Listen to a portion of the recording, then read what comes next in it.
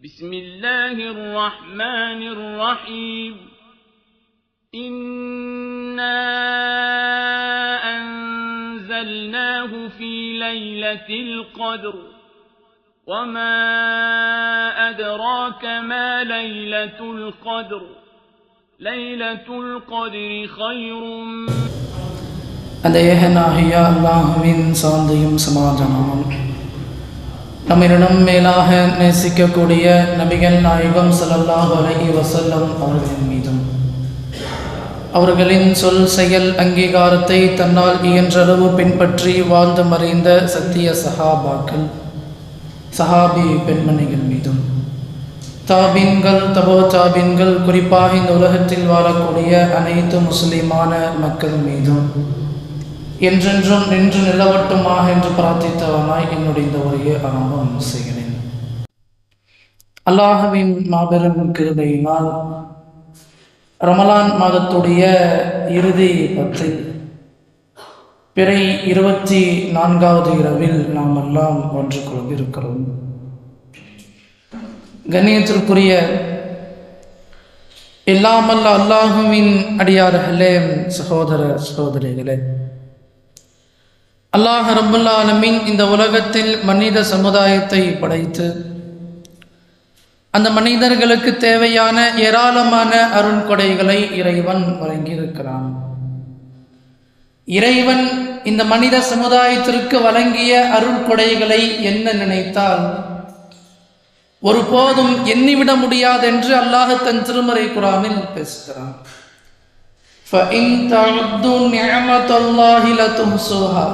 எண்ணற்ற அருட்கொடைகளை இதோ இந்த மனிதர்களுக்கு நான் வழங்கியிருக்கிறேன். பார்ப்பதற்கு கண்ணை வழங்கியிருக்கிறேன், பேசுவதற்கு நாவை வழங்கியிருக்கிறேன், பயன்படுத்துவதற்கு கையை வழங்கியிருக்கிறேன், கால்களை வழங்கியிருக்கிறேன், மூட்டு இணைப்புகளை ஏற்படுத்தியிருக்கிறேன், உடல் உறுப்புகளை கொடுத்திருக்கிறேன். நினைத்து பார்க்க முடியாத அருண்கொடைகள், கற்பனை செய்ய முடியாத அருண்கொடைகள் மனிதர்களுக்கு நான் வழங்கியிருக்கிறேன்.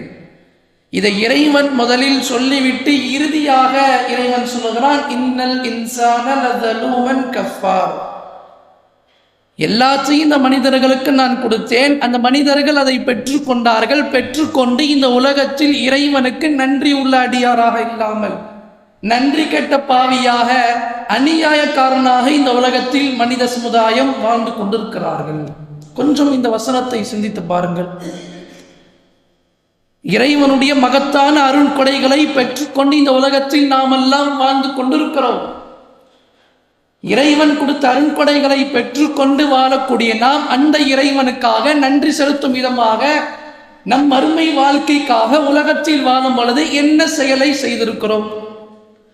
எது நிரந்தர வாழ்க்கையோ, எது நித்திய வாழ்க்கையோ, அந்த நிரந்தர வாழ்க்கைக்காக என் அமல்களை, என் வாழ்க்கையை அமைத்துக் கொள்ளாமல் உலகத்துடைய ஆசாபாசங்களில் மூழ்கி நிரந்தரமற்ற வாழ்க்கையில் சர்வசாதாரணமாக அலட்சியமாக வாழ்ந்து கொண்டிருக்கிறோம். இறைவன் தன் திருமறை குர்ஆனில் மனித சமுதாயத்திற்கு நினைவுபடுத்துகிறான், வலா தன்ஸ நஸீபக மினத் துன்யா. மனிதர்களே, உள்ளத்தில் ஆழமாக பதிய வைத்துக் கொள்ளுங்கள். உலகத்தில் வாழக்கூடிய ஒவ்வொரு மனிதர்களும், ஒவ்வொரு முஸ்லிம்களும் இதோ இந்த இஸ்லாத்திற்காக, இந்த மார்க்கத்திற்காக நீங்கள் தியாகம் செய்ய வேண்டும். அதை ஒருபோதும் மறந்து விடாத மனிதா. இறைவன் பேசக்கூடிய ஒரு அழகான வாசகம், வலா தன்ஸ நஸீபக மினத் துன்யா. உலக வாழ்க்கை, முஸ்லிம்கள் வாழ்ந்து கொண்டிருக்கிறோம். வாழக்கூடிய முஸ்லிம்களை பார்த்து இறைவன் பேசுகிறான், நீ இறைவனுக்காக, இஸ்லாத்திற்காக செய்யக்கூடிய தியாகங்கள் இருக்கிறது. அந்த தியாகத்தை ஒருபோதும் மறந்து விடாத மனிதா என்று இறைவன் தன் திருமறை குர்ஆனில் அறிவுறுத்தி எச்சரிக்கை செய்கிறான். இப்ப இந்த இரண்டு வசனத்தை உள்ளத்தில் பதிய வைத்துக் கொண்டு நம்மை நாமே உள்ளத்தில் கேள்விகளை கேளுங்கள்.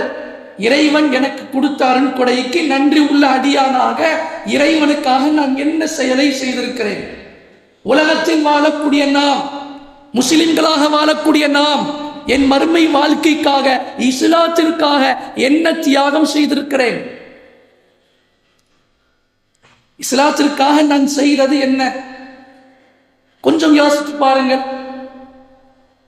இன்றைக்கு உலகத்துடைய ஆசாபாசங்களில் முழுகி மறுமையுடைய நினைவு இல்லாமல் மறுமையுடைய அச்சம் இல்லாமல், இறைவனுடைய தண்டனைக்கு பயம் இல்லாமல் வாழ்ந்து கொண்டிருக்கிறோம். ஆனால் இறை வசனத்திற்கு உயிரோட்டம் கொடுப்பதை போன்று நமக்கு முன்னால் வாழ்ந்த மனிதர்கள் வாழ்ந்திருக்கிறார்.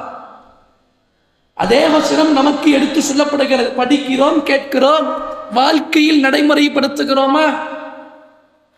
குரானை பரட்டுறோம், இந்த வசனத்தை படிக்கிறோம், காதால் கேட்கிறோம், என்ன மாற்றத்தை என் உள்ளம் கண்டது? இதே வசனங்கள், இதே அறிவுரைகள், இதே எச்சரிக்கைகள் நமக்கு முன்னால் வாழ்ந்த நபி தோழர்களுக்கும் கூறப்பட்டது. அவர்கள் உள்ளத்தில் ஆழ பதிய வைத்துக் கொண்டே திருமறை வசனத்திற்கு உயிரோட்டம் கொடுக்கக்கூடியவர்களாக நமக்கு முன்னால் வாழ்ந்த நபி தோழர்கள் வாழ்ந்திருக்கிறார்கள். நம்மை போன்ற மனிதர்கள் மலக்குகள் கிடையாது. நமக்கு எப்படி உலகத்துடைய தேவைகள் இருக்கிறதோ, வியாபாரம் இருக்கிறதோ, குடும்பங்கள் இருக்கிறதோ, மற்ற காரியங்களுக்கு எப்படி முக்கியத்துவம் கொடுக்கிறோமோ அதே தேவை, அதே குடும்பம், அதே வியாபாரம் நமக்கு முன்னால் வாழ்ந்த நபி தோழர்களுக்கும் இருந்தது. ஆனால் அவர்களை பார்த்து இறைவன் பேசுகிறான், ரலியல்லாஹு அன்ஹு வ ரதுஅன். அவர்களும் அல்லாஹ்வை பொருந்திக் கொண்டார்கள், அல்லாஹ்வும் அவர்களை பொருந்திக் கொண்டான். என்ன காரணம்? நமக்கு இருப்பதை போன்ற ஆசைகள், தேவைகள் அவர்களுக்கும் இருந்தது. ஆனால் அவர்களை சிலாகித்து பேசுகிறான், என் பொருத்தம் அவர்களுக்கு இருக்கிறது, நான் அவர்களை பொருந்திக் கொண்டேன். காரணம் என்ன தெரியுமா? உலகத்துடைய தேவைகள் கண் முன்னால் இருந்த போதிலும் அதை விட ஒரு படி மேல் மறுமைக்காக, இஸ்லாத்திற்காக, இறைவனுக்காக தியாகம் செய்யக்கூடியவர்களாக இருந்தார்கள்.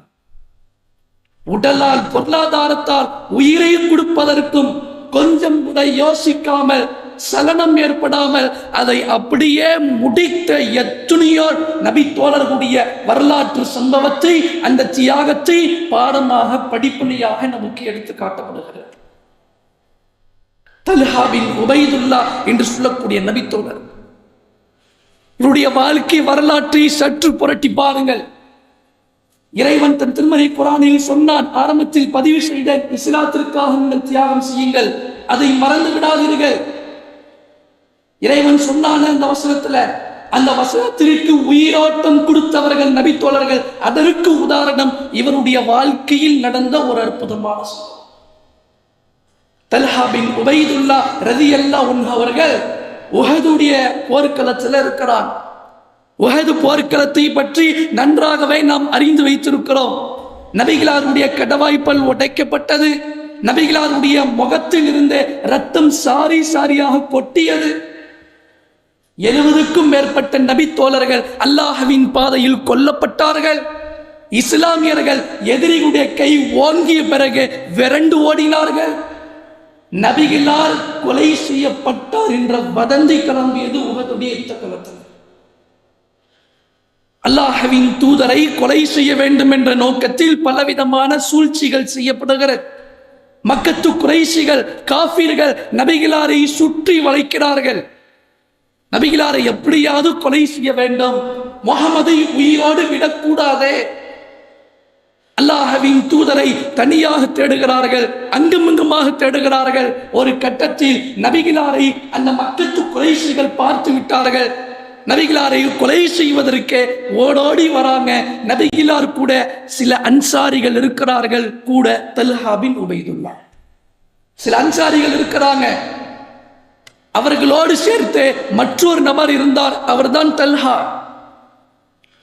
எதிரிகள் ஓடோடி வருகிறாங்க. அல்லாஹ்வின் தூதர் அந்த அன்சாரிகளை நோக்கி சொன்னார்கள், இதோ இந்த எதிரிடத்திலிருந்து யார் என்னை காப்பாற்றுகிறாரோ, மையருத்துஹு அன்னா வலஹுல் ஜன்னா அவ் ஹுவர் ரஃபீகி ஃபில் ஜன்னா, இந்த எதிரிடத்திலிருந்து என்னை யார் காப்பாற்றுகிறாரோ அவர் சொர்க்கத்தில் இருப்பார், இல்லை இல்லை அவர் சொர்க்கத்தில் என்னோடு இருப்பார். ரசூலுல்லாஹ் அறிவிப்பு செய்றாங்க. அடுத்த வினாடி நபிகளார் கூட சொர்க்கத்தில் இருக்கக்கூடிய வாய்ப்பு வேண்டும் என்பதற்காக தன் உயிரை துச்சமாக நினைத்து, உலக வாழ்க்கை அற்பமாக கருதி நபிகளார் கூட இருந்த அன்சாரிகள் களத்தில் குதிக்கிறார்கள். எதிரிகளோடு போர் செய்கிறாங்க.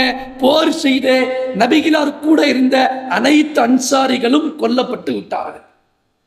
அந்த நேரத்தில் ரசூலுல்லா கூட இந்த அன்சாரிகள் அனைவரும் கொல்லப்பட்டு விட்டார்கள். எதிரிகள் திரும்பி வராங்க. அல்லாஹ்வின் தூதர் பக்கத்துல தல்ஹா ரலியல்லாஹு அன்ஹு அவர்கள் ஒற்றை நபர், ரசூலுல்லாவும் தல்ஹாவும் மட்டும்தான் நிற்கிறாங்க. எதிரிகள் 12 நபர்கள் இருக்கிறார்கள். 12 எதிரிகள் நபிகளாரை மீண்டும் கொலை செய்ய வேண்டும். ரசூலுல்லா கூட சின்ன கூட்டம் இருந்துச்சு, அந்த அன்சாரி கூட்டத்தை கொலை செய்து விட்டோம். இப்பொழுது நபிகளார் கூட ஒருவர் தான் இருக்கிறார். இப்போது சென்றால் நபிகளாரை முஹம்மதை இலகுவாக நாம் கொன்றுவிட முடியும். 12 பேர் நபிகளாரை கொலை செய்வதற்கு வருகிறார்கள். அல்லாஹ்வின் தூதர் தல்ஹாவை நோக்கி சொன்னார்கள், தல்ஹாவே இப்போது செல், அல்லாஹ்வின் பாதையில் தியாகம் செய்வதற்கு இப்போது செல் என்று நபிகளார் அறிவிப்பு செய்கிறார்கள். தல்ஹா பின் உபைதுல்லா ரலியல்லாஹு அன்ஹு அவர்கள் களத்தில் குதிக்கிறார். அல்லாஹ்வின் பாதையில் அல்லாஹ்வின் தூதருடைய உயிரை காப்பாற்றுவதற்கு தன் உயிரை துச்சமாக நினைத்து ஒற்றை மனிதராக 12 எதிரிகளை வீழ்த்தெறிந்தார். கொஞ்சம் யோசித்து பாருங்க. ஒரு மனிதர் 12 எதிரிகள். சினிமா கதை கிடையாது, சினிமா காட்சி கிடையாது. ஒருத்தன் 10 பேர் அடிக்கிறது, 10 பேர் 100 பேர் அடிக்கிறது, அது போன்ற கதை அல்ல. வரலாற்றில் பொன் எழுத்துக்களால் பதியப்பட்ட ஒரு செய்தி. தல்ஹா பின் உபைதுல்லா ரலியல்லாஹு அன்ஹு அவர்கள் ஒற்றை மனிதராக 12 எதிரிகளோடு போர் செய்தார். 12 எதிரிகளையும் வீழ்த்தினார். அவர் போர் செய்யும் பொழுதே 12 பேரு கூட சண்டையிட்டார்ல, போர் செய்தார்ல. திருமதியில் பதிவு செய்யப்பட்ட மிக அழகான செய்தி. அந்த செய்தியில் வருகிறதே, தல்ஹா பின் உபைதுல்லா 12 எதிரிகளோடு சண்டையிடும் பொழுதே, போர் செய்யும் பொழுதே அவருடைய இடது கை இவ்வளவு தூரம் வெட்டப்படுகிறது. 12 பேரு கூட சண்டை போறதுனா சாதாரண விஷயமா? அல்லாஹ்வின் பாதையில் தியாகம் செய்ய வேண்டும், நபிகளாருடைய உயிரை காப்பாற்ற வேண்டும் என்பதற்காக போர் செய்யும் பொழுது இவ்வளவு தூரம், ஒரு கை முழுசா இல்ல, இவ்வளவு தூரம் வெட்டப்படுகிறது. ஒரு கை வெட்டப்பட்டாலும் மறு கையால் வாளை பிடிக்கிறார். மறு கையால் வாளை பிடித்து எதிரிகளோடு சண்டையிட்டு 12 நபர்களை, 12 எதிரிகளை வீழ்த்தி அல்லாஹ்வின் தூதருடைய உயிரை காப்பாற்றிய ஒரு மாவீரர், இறைவனுடைய பாதையில் தியாகம் செய்த, உயிரை துச்சமாக நினைத்து களத்தில் குதித்து தியாகம் செய்த நபர் தான் தல்ஹா பின் உபைதுல்லா ரலியல்லாஹு அன்ஹு அவர்கள். நினைத்து பாருங்கள், அவருக்கு உலக ஆசை கிடையாதா? மனிதர் தானே. நமக்கு எப்படி ஆசைகள் இருக்கிறதோ அதே ஆசைகள் அவர்களுக்கும் இருந்தது.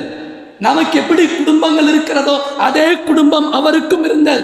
நமக்கு எப்படி மற்ற தேவைகள் இருக்கிறதோ அதே தேவைகள் அவருக்கும் இருந்தது. ஆனால் இறைவன் சொல்லுகிறான் தன் திருமறை குர்ஆனில், யார் எந்த ஒரு மனிதர் உலகத்தில் வாழும் பொழுது அல்லாஹ்வையும் அவனுடைய ரசூலையும் பெற்றோர்களை விட, உறவினர்களை விட, குடும்பத்தார்களை விட, ஏன் உயிரை விட யார் அதிகமாக நேசிக்கிறார்களோ அவர்கள்தான் உண்மையான இறை நம்பிக்கையாளர். இந்த வசனத்திற்கு உயிரோட்டம் கொடுத்த நபி தோழர் தல்ஹா பின் உபைதுல்லா. தன் உயிரே போனாலும் சரி, உடலில் ஒரு கை வெட்டப்பட்டாலும் சரி, ஊனமாக இருந்தாலும் சரி, நபிகளுடைய உயிரை காப்பாற்ற வேண்டும். சண்டையிட்டார், போர் செய்தார், ஒரு கை வெட்டப்படுகிறது. வெட்டப்பட்டு ஒரு பக்கம் இவருடைய கையிலிருந்து ரத்தம் ஓடுது, இன்னொரு பக்கம் ரசூலுல்லாஹ்வுடைய நாவிலிருந்து ரத்தம் ஓடுது. 2 பேருக்கும் ரத்தம் பீறிட்டு ஓடிக்கொண்டிருக்கிறது. ரசூலுல்லாஹ் மயக்க நிலைக்கு போயிட்டாங்க. ரசூலுல்லாஹ் மயக்கம் போட்டதை பார்த்த பிறகுதான் நபிகளார் இறந்து விட்டார் என்ற வதந்தி கிளம்புச்சு. இப்ப ரசூலுல்லாஹ் இயல்பான நிலைக்கு வராங்க. சற்று இயல்பான நிலைக்கு வந்து பக்கத்துல தல்ஹா பின் உபைதுல்லா ரலியல்லாஹு அன்ஹு அவர்கள் இருக்கிறார். அல்லாஹ்வின் தூதர் ஒரு பாறையின் மீது ஏறுவதற்கு முயற்சிக்கிறார்கள், ஏற முடியல. ரசூலுல்லாஹ் அடிபட்டிருக்காங்கல்ல, பாறையின் மீது ஏறுவதற்கு முயற்சி செய்கிறார்கள். பாறையின் மீது ஏற முடியவில்லை. அதை பார்த்த தல்ஹா ரலியல்லாஹு அன்ஹு அவர்கள் தன் முதுகு புறத்தை காட்டுகிறார்கள். அல்லாஹ்வின் தூதரே, என் முதுகில் ஏறி பாறையின் மீது ஏறுங்கள். தல்ஹா ரலியல்லாஹு அன்ஹு அவர்கள் முதுகு புறத்தை காட்டுகிறார். அல்லாஹ்வின் தூதர் தல்ஹாவுடைய முதுகில் ஏறி பாறையின் மீது ஏறுகிறார்கள். ஏறிவிட்டு அனைத்து மக்களையும் அழைத்து விட்டு சொன்னார்கள், 3 முறை சொன்னார்கள், உறுதியாகிவிட்டது, உறுதியாகிவிட்டது, உறுதியாகிவிட்டது. தல்ஹாவிற்கு சொர்க்கம் உறுதியாகிவிட்டது. நபிகளாருடைய நாவில் இருந்தே சொர்க்கவாசி என்ற பட்டத்தை பெற்ற நபித்தோழர் உயிரோடு வாழுகிற காலகட்டத்தில் அஸ்ரத்துல் பஸ்ரா, அபூபக்கர் ஃபில் ஜன்னா, உமர் ஃபில் ஜன்னா, உஸ்மான் ஃபில் ஜன்னா, அந்த வரிசையில் தல்ஹா ஃபில் ஜன்னா, தல்ஹாவும் சொர்க்கவாசி. அல்லாஹ்வின் தூதர் அவர் சொர்க்கவாசி என்ற நற்செய்தியும் சொன்னார்கள். நாளை மறுமையில் சிறந்த இடத்தில் இருப்பார் என்ற ஒரு அந்தஸ்தையும் தல்ஹா ரலியல்லாஹு அன்ஹு அவர்களுக்கு கொடுத்தான். அவர் செஞ்ச தியாகத்தை கொஞ்சம் யோசித்து பாருங்க. இவர் வசதி படைச்சவர், பொருளாதாரத்தில் அதிகமாக ஊறி திரிந்த ஒரு நபர். இவர் ஒரு நாள் என்ன செய்யறாரு, மனைவி கிட்ட வராங்க. மனைவி கிட்ட வந்தோடனே மனைவி கேட்கிறாங்க, தல்ஹாவே உங்கள் முகம் வாடி போயிருக்க, என்ன காரணம்னு கேட்கிறாங்க. நான் ஏதாவது தப்பு பண்ணிட்டேனா? உங்கள் முகம் சோகமாக இருக்கிறதே, ஏதோ ஒரு முகத்துல ஒரு கலை இல்லாம துன்பத்தில் இருக்கிறீங்க, நான் ஏதாவது தவறு செய்து விட்டேனா என்று அவருடைய மனைவி கேட்கிறார்கள். தல்ஹா சொல்றாங்க, உங்கள் மீதெல்லாம் எனக்கு கோபம் இல்லை, நான் ஏன் உங்கள் மீது கோபப்பட போகிறேன் சொல்லிட்டு அவர் எதுக்கு தெரியுமா கவலைப்படுறாரு? அவர் சொல்லுகிறார், மனைவியே, நான் ஏன் கவலைப்படுறேன்னா, என்னுடைய வாழ்க்கையில அல்லாஹ் ரப்புல் ஆலமீன் பொருளாதாரத்தை அள்ளி அள்ளி கொடுத்திருக்கிறான். செல்வ செழிப்பாக இந்நாள் வரைக்கும் நான் வாழ்ந்து கொண்டிருக்கிறேன். இந்த பொருளாதாரத்தை வைத்து என் மறுமை வாழ்க்கை நாசமாகிவிடும் என்று நான் நினைக்கிறேன். இந்த பொருளாதாரத்தை சரியான முறையில் நான் பயன்படுத்தாவிட்டால் இதன் மூலியமாக மறுமை நாளில் குற்றவாளியாக ஆகிவிடுவேன் என்று நான் நினைக்கிறேன். அதை நினைச்சுதான் நான் கவலைப்படுறேன். பொருளாதாரம் இருந்துச்சுன்னா யாராவது கவலைப்படுவாங்களா? நம்ம கிட்ட காசு பணம் இருக்கு, அந்த பணத்தை வைத்து எதை வாங்குவதற்கும் துணிவோம். பணம் இருந்தா சந்தோஷம் வரும், ஆனந்தம் வரும், சில பேருக்கு திமிரு வரும். ஆனால் பொருளாதாரம் இருக்கிறதுனால் என் மறுமை வாழ்க்கை நாசமாகிவிடும் என்று கவலைப்படக்கூடியவராக இருந்தார். இதை மனைவி கிட்ட சொன்ன உடனேயே மனைவி சொல்லுகிறார்கள், இதுதான் உங்களுக்கு கவலையா? நீங்கள் சேர்த்து வைத்திருந்த பொருளாதாரத்தை அல்லாஹ்வின் பாதையில் உங்கள் உறவுகளுக்கு, உங்கள் குலத்தார்களுக்கு, மற்ற ஏழை மக்களுக்கு தர்மம் செய்யுங்கள். மனைவி ஆலோசனை சொல்கிறார்கள். மனைவியுடைய ஆலோசனை கேட்ட தல்ஹா பின் உபைதுல்லா ரலியல்லாஹு அன்ஹு அவர்கள் தான் வைத்திருந்த ஒட்டுமொத்த பொருளாதாரத்தையும் தன் உறவினர்களுக்கு கொடுக்கிறார், குலத்தாருடைய மக்களிடத்தில் கொடுக்கிறார், ஏழை எளிய மக்களுக்கும் தர்மம் செய்கிறார். இந்த செயலை பார்த்த அல்லாஹ்வின் தூதர் தல்ஹாவிற்கு ஒரு சிறந்த பட்டத்தை கொடுத்தார்கள், தல்ஹத்துல் ஃபையால், கொடை வள்ளல் தல்ஹா.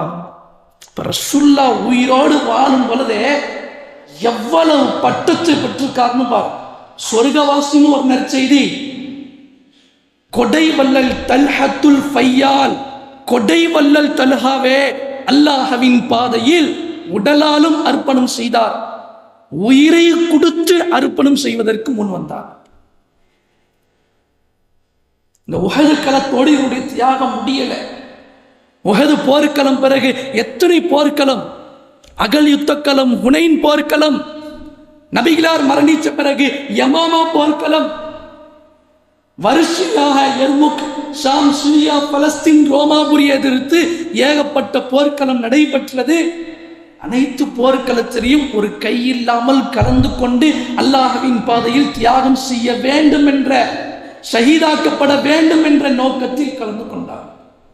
இவருடைய இறுதி மரணம் ஜமல் யுத்தம், ஒட்டகத்துடைய போர். அலி ரலியல்லாஹு அன்ஹு அவர்களுக்கும் ஆயிஷா ரலியல்லாஹு அன்ஹா அவர்களுக்கும் நடைபெற்ற ஒரு போர்க்களம். ஒரு நீண்ட நெடிய வரலாற்று சம்பவம். இந்த ஜமல் யுத்த களத்தில் ஆயிஷா நாயியுடைய படையில் தல்ஹா பின் உபைதுல்லா இருக்கிறார்கள். அவருடைய உயிர் ஒரு நயவஞ்சனுடைய கையால் பிரிகிறது. அந்த போர்க்களத்தில் ஒரு நயவஞ்சனுடைய கையால் இவர் கொல்லப்படுகிறார். ஜமல் யுத்தம் எப்ப நடைபெற்றது தெரியுமா? உஸ்மான் ரலியல்லாஹு அன்ஹு அவர்கள் மரணித்த பிறகு அலியுடைய ஆட்சி வருது. அந்த அலி ரலியல்லாஹு அன்ஹு அவர்களுக்கும் ஆயிஷா ரலியல்லாஹு அன்ஹா அவர்களுக்கும் நடைபெற்ற ஒரு போர்க்களம் தான் ஒட்டக போர்னு சொல்லுவாங்க, ஜமல் யுத்தம்னு சொல்லுவாங்க. அதுக்கு முன்னாடி எத்தனை வருஷம், எத்தனை போர்க்களம். அபூபக்கர் சித்திக் ரலியல்லாஹு அன்ஹு அவர்கள் 2 வருடம் ஆட்சி புரிந்தார்கள். நபிகளார் மரணித்த பிறகு அந்த 2 வருடத்திலேயும் போர் செய்த மனிதர். அபூபக்கருடைய ஆட்சிக்கு பிறகு உமருடைய ஆட்சி காலம் 10 வருஷம் ஆட்சி புரிந்தாங்க உமர் ரலியல்லாஹு அன்ஹு அவர்கள். அந்த 10 வருஷத்தில் ஒவ்வொரு ஊராக, ஒவ்வொரு நாடாக இஸ்லாமிய படையை அனுப்பினார்கள். ஏகப்பட்ட போர்க்களத்தை சந்தித்தார்கள். அனைத்து போர்க்களத்திலும் ஒரு கையில்லாமல் கலந்து கொண்ட நபித்தோழர் தல்ஹா பின் உபைதுல்லா ரலியல்லாஹு அன்ஹு அவர்கள். நினைச்சு பார்க்க முடியுதா?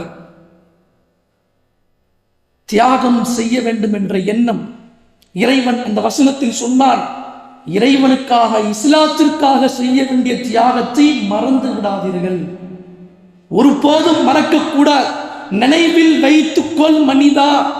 இறைவன் அந்த வசனத்தில் சொன்னான். அந்த வசனத்தை போன்று இறைவன் தனக்கு கொடுத்த அருண்கொடைகளை நினைவு கூறி நன்றி கட்ட பாவியாக இல்லாமல், அநியாயக்காரனாக இல்லாமல் அல்லாஹ்வின் பாதையில் அனைத்தையும் செய்வதற்கு முன் வந்தார். இஸ்லாத்திற்காகவும் தியாகம் செய்தார்.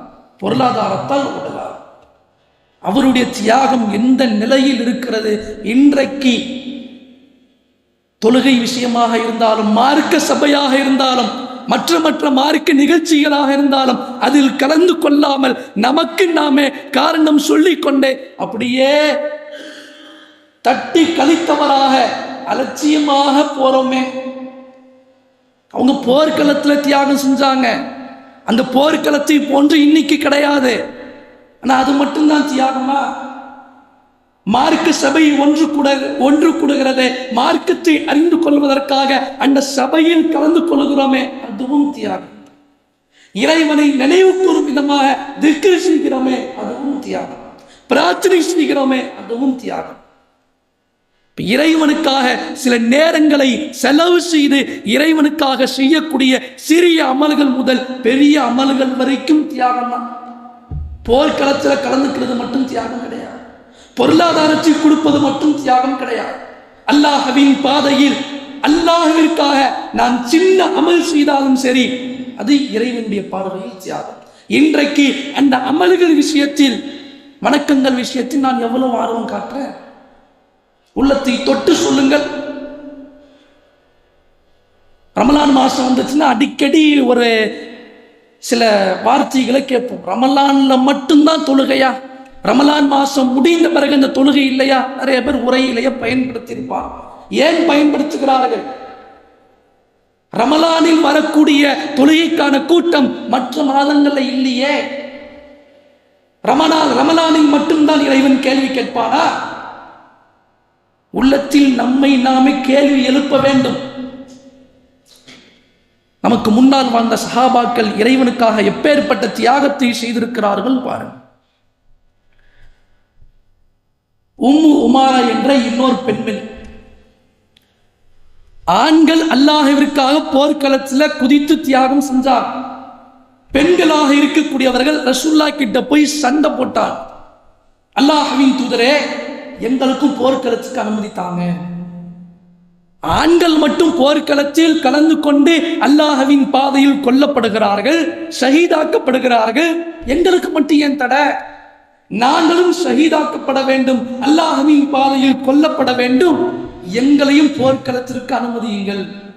ரசூலுல்லாஹ் கிட்ட வந்து போர்க்களத்திற்கு அனுமதி கேட்டான். அந்த பெண்மணிகள் எங்க? இன்றைக்கு இஸ்லாத்திற்காக சில வினாடிகள், சில நிமிடங்களை ஒதுக்கி தாவா செய்வதற்கு அழைத்தாலும் நமக்கு நாமே காரணங்களை சொல்லிக் கொண்டே பின்வாங்கக்கூடிய இன்றைக்குள்ள பெண்கள் எங்க? அவங்க போர்க்களத்திற்கு அனுமதி கேட்டான். ரசூலுல்லாஹ் அனுமதி கொடுக்கல. அனுமதி கொடுக்கவில்லை, மீண்டும் கட்டாயப்படுத்துகிறார்கள். அல்லாஹ்வின் தூதரே, போர்க்களத்துக்கு தான் நீங்க அனுமதி கொடுக்கல, போர்க்களத்தில் கலந்து கொள்ளக்கூடிய அந்த ஆண்களுக்கு சமைத்து கொடுப்பது, நோய்க்கான அடிபட்டால் நிவாரணம் அளிப்பது, இதுக்காவது அனுமதித்தாங்கல. பெண்கள் கேட்டார்கள், அல்லாஹ்வின் பாதையில் தியாகம் செய்ய வேண்டும் என்ற ஒரு இலக்கு தான், வேற எதுவுமே கிடையாது. அப்ப அல்லாஹ்வின் தூதர் சொன்னாங்க, நீங்க போர்க்களத்தில் கலந்து கொள்ள வேண்டாம், நீங்கள் ஹஜ்ஜையும் உமராவையும் செய்வதே மிகப்பெரிய ஜிகாது, அதுவே மிகப்பெரிய போர் தான். நீங்க போர்க்களத்துக்கெல்லாம் வேண்டாம், வேண்டும் என்றால் போர்க்களத்தில் கலந்து கொள்பவர்களுக்கு சமைத்து கொடுப்பது, அந்நோய்க்கான நிவாரணத்தை கொடுப்பது, இது மட்டும் செய்யுங்க அப்படின்னு ரசூலுல்லாஹ் அனுமதி கொடுத்தாங்க. அப்ப போர்க்களம் நடைபெறுகிறது என்றால் அந்த இடத்துல பெண்கள் இருப்பாங்க, சில தேவைகளை பூர்த்தி செய்வதற்காக. அல்லாஹ்வின் பாதையில் இந்த தியாகத்தையாவது நாங்கள் செய்யறதுக்கு முன் வரணும் வந்தான். அப்படிப்பட்ட ஒரு பெண்மணியில் ஒரு பெண்மணி தான் உம்மு உமாரா ரலியல்லாஹு அன்ஹா அவர்கள். அதே உஹது போர்க்களம் தான். அதே உஹது போர்க்களத்தில் இந்த பெண்மணியுடைய கணவரும் அல்லாஹ்வின் பாதையில் போர் செய்வதற்காக கலந்து கொள்கிறார். இந்த பெண்மணியுடைய 2 பிள்ளைகளும் அல்லாஹ்வின் பாதையில் போர் செய்வதற்காக கலந்து கொள்கிறார். இந்த பெண்மணியும் தன்னால் இயன்றதை செய்ய வேண்டும் என்பதற்காக அந்த களத்தில் கலந்து கொள்கிறார். அதே உஹது களத்தில் நடந்த இன்னொரு சம்பவத்தை பாருங்கள். அல்லாஹ்வின் தூதரை கொலை செய்வதற்கு ஒவ்வொரு இடமா எதிரிகள் அப்படியே சூழ்ந்துகிட்டே இருந்தாங்க. ஏதாவது ஒரு வாய்ப்பு கிடைச்சிடாதான் உம்மு உமாரா ரலியல்லாஹு அன்ஹா அவர்கள் அந்த உஹது களத்தில் மற்ற ஆண் சஹாபாக்களுடைய ஏதாவது ஒரு தேவையை பூர்த்தி செய்ய வேண்டும் என்பதற்காக சமைத்து கொடுப்பது, நோய்க்கான நிவாரணத்தை கொடுப்பதற்காக களத்தில் கலந்து கொண்ட அந்த பெண்மணி ஒரு அறிவிப்பு வருது, ரசூலுல்லாஹ் மரணிச்சுட்டாங்க. இந்த வதந்தி கிளம்பிச்சுல, அந்த செய்தி கேள்விப்பட்ட உடனேயே இந்த பெண்மணி உடனே கிளம்பி போறாள். உஹது களத்தை அப்படியே சுற்றுகிறார்கள் அல்லாஹ்வின் தூதரை பார்ப்பதற்காக. நபிகளார் எங்கேயாவது நான் பார்த்திட மாட்டேனா, நபிகளார் மரணித்து விட்டார் என்று அறிவிப்பு வருதே, செய்தி வருதே, ரசூலுல்லாஹ் எங்கேயாவது நான் பார்த்து விட மாட்டேனா அப்படின்னு அப்படியே அந்த களத்தை அப்படியே சுத்தி சுத்தி வராங்க. ஒரு கட்டத்தில் அந்த பெண்மணி அல்லாஹ்வின் தூதரை பார்த்து விட்டார்கள். அல்லாஹ்வின் தூதரை பார்த்த அந்த பெண்மணி நபிகளாரை கொலை செய்வதற்கு நாலாபுறமும் எதிரிகள் சூழ்ந்திருக்கிறார்கள்.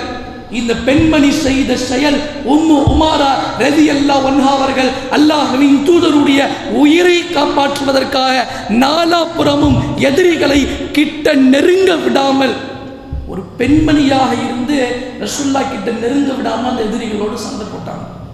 ஒரு பெண்மணி இந்த போருக்கு அனுமதி கிடையாது. ரசூலுல்லாஹ்வுடைய உயிரை காப்பாற்றுவதற்காக எதிரிகள் சூழ்ந்து விட்டார்கள், எதிரிகளை கிட்ட நெருங்க விடல அந்த பெண்மணி. எதிரிகளுக்கு மிகவும் தொல்லை கொடுக்கிறார்கள், பக்கபலமாக இருந்தாங்க ரசூலுல்லாஹ்வுக்கு. ஒரு கட்டத்தில் ஒரு எதிரி என்ன செய்கிறார், உம்மு உமாரா ரலியல்லாஹு அன்ஹா அவர்களுடைய கழுத்தில் ஒரு மிகப்பெரிய வெட்டு காயத்தை கொடுக்கிறார். வெட்டு விழுகிறது, துடியாக துடித்தபடி கீழே விழுறார், ரத்தமும் ஓடிக்கிட்டு இருக்கு. ரசூலுல்லாஹ் இந்த பெண்மணியை பற்றி சொன்னார்கள், உம்மு உமாரா ரலியல்லாஹு அன்ஹா அவர்கள் என் உயிரை காப்பாற்றுவதற்காக எதிரிகளை என் கிட்ட நெருங்க விடாமல் நாலாபுறமும் சுத்தி சுத்தி வந்தாங்க.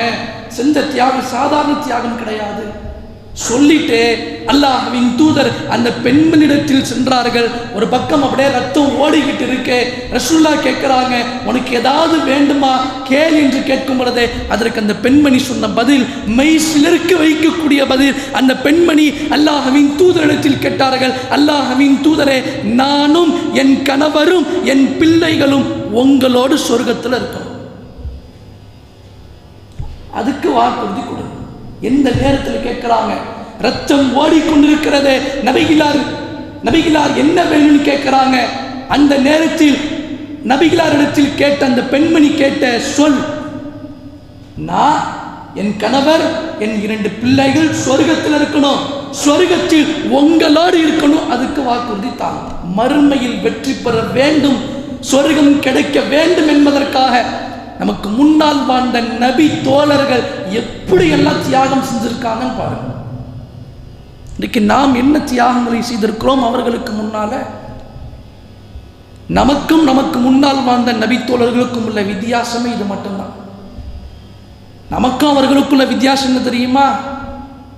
நாம் இஸ்லாத்தில் வாழ்ந்து கொண்டிருக்கிறோம், அமல்கள் செய்கிறோம், வணக்க வழிபாடுகள் செய்கிறோம். எல்லாத்தையும் செய்யக்கூடிய நாம் அல்லாஹ்வின் பாதையில் இன்னும் அதிகமாக தியாகம் செய்வதற்கு நம் மனது உள்ளத்தில் தூண்டவும் மாட்டுது. இன்னும் சில மனிதர்கள் உள்ளத்தில் தூண்டினாலும் அப்படியே போட்டு உடைக்கிற மாதிரி உள்ளத்தில் போட்டு பதச்சு.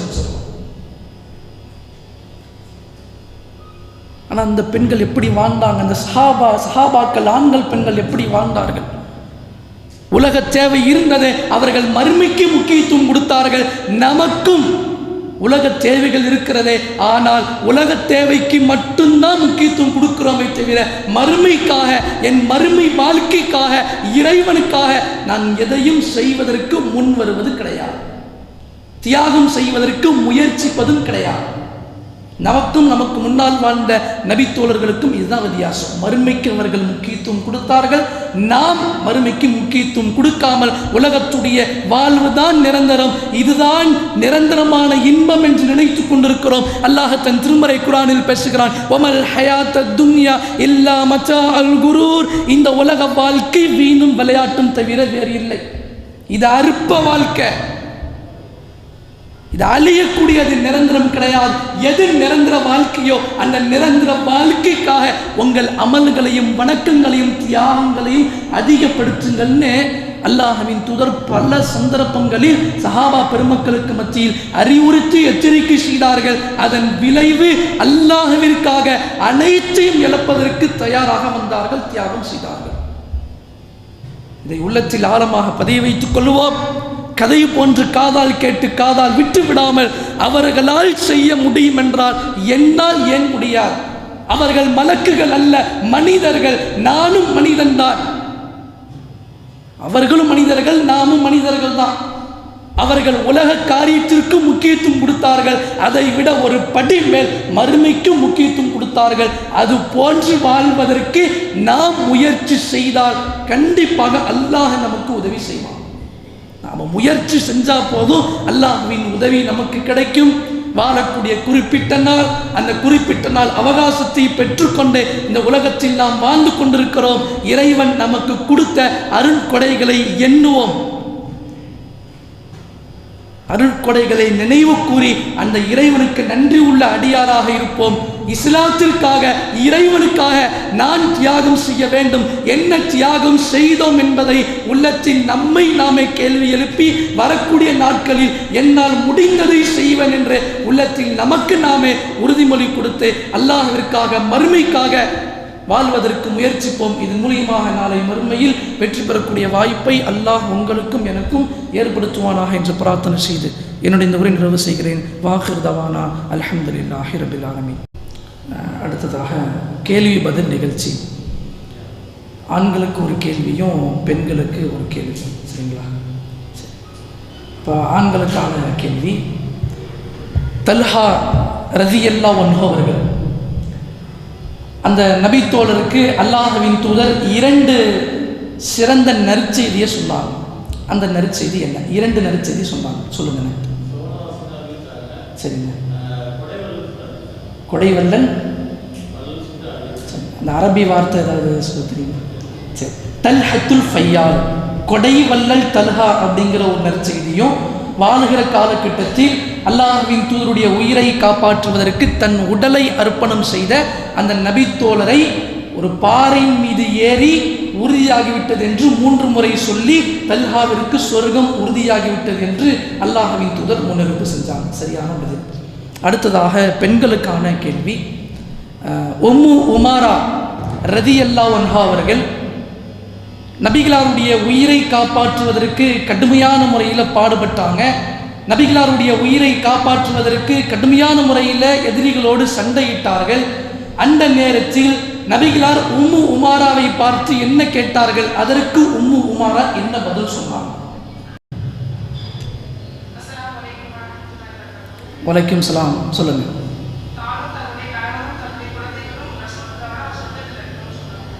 சரியான பதில். அல்லாஹ்வின் தூதர் உம்மு உமராவிடத்தில் கேட்டாங்க. தன்னுடைய உயிரை காப்பாற்றுவதற்கு அவ்வளவு பாடுபட்ட அந்த பெண்மணி, உனக்கு என்ன வேணும்னு கேட்கும் பொழுது அந்த பெண்மணி நினச்சிருந்தா என்ன வேணாலும் கேட்டிருக்கலாம். உலகத்தில் சுகபோகமாக வாழணும்னு கேட்டிருக்கலாம், சந்தோஷமாக பொருளாதாரத்திலேயே முழுகி ஏன்னா ரசூல்லா ஒரு ஆட்சி அதிகாரத்தில் இருக்கிறாங்க, ஒரு இறை தூதர், ஒரு நாட்டுக்கே மன்னர், கேட்டால் எல்லாத்தையும் கொடுப்பதற்கு ரசூல்லா தயாராக இருந்தாங்க. அப்படிப்பட்ட தலைவரிடத்தில் அந்த பெண்மணி கேட்டது காசையோ பொருளாதாரத்தையோ பதவியோ அல்ல, உங்களோடு என் கணவனும் என் பிள்ளைகளும் சொர்க்கத்தில் இருக்க வேண்டும் என்ற ஆசையை கேட்டார்கள். அல்லாஹ்வின் தூதர் அதற்கு வாக்குறுதியும் கொடுத்தாங்க. சரி, அஸ்ஸலாமு அலைக்கும் வரஹ்மத்துல்லாஹி வபரகாத்துஹு.